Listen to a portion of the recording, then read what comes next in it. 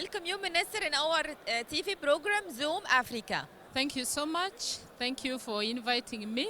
If we start to talking about the relationship between Egypt and Uganda.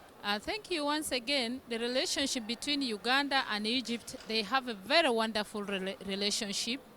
They work together. They are working as one family. We have even our ambassador here. You also have yours there. The relationship is 100%. We are good and we are working together as a team, as Africans. About the environment of investment in Uganda. As you know, Uganda is a very loving country. It's a very beautiful country.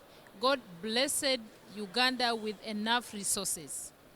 Right now in Uganda, we welcome any kind of investment, and especially in terms of factories, industries, who come and do the value addition.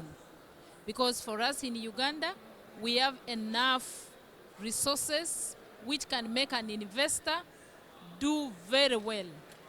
Being it in terms of human resource, in terms of land, in terms of all those items which need investment, Uganda can afford to give to an investor. But an investor will come and add value addition to the country, value addition to the people in Uganda. We welcome it, and Uganda is a very loving country. It's a very beautiful country. You know it very well. It is the pearl of Africa. What is the priority of the fields to invest?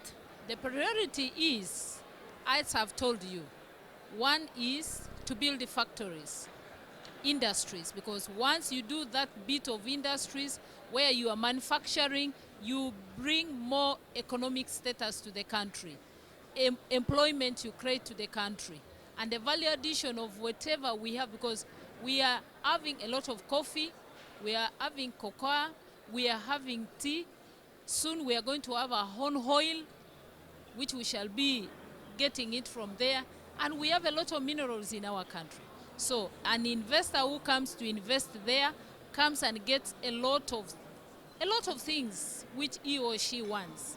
And we welcome those investors, but they come when they are productive. Not investors who will come and deceive us in Uganda, but we want productive investors who make value addition to the country. It's easy to come and invest. The paperwork, the law. Yes. It's easy provided you follow the procedures. There are procedures which you have to follow. And we have a Ministry of Investment which you can. So that's why you find there are very many countries who are investing now in Uganda. To be a minister and a woman, it's challenges, it's too hard or it's easy? As women, you know, we get challenges, but at this century now, the women of Africa are stepping up. The women of Africa are doing good. So my encouragement to the women of Africa is, let's put our hands together and we work for the betterment of this continent, for our generation to come up tomorrow and say women can do better than what they are now. Yes, and your ministry? My ministry is for ethics and integrity, and ours is particularly on morals, on values and corruption. We go out to the community, we go out to sensitize in schools, in communities about corruption, telling them corruption is not good. About our morals, as Africans, we have to keep our cultures, we have to keep our morals, the discipline.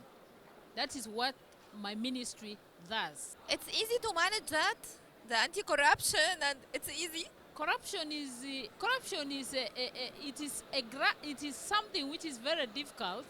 That's why we are even here for this conference. But I know if we work as states and put teamwork, the corruption will go away, because we shall be recovering from those ones who want to corrupt and bring them to book, bring them to the law.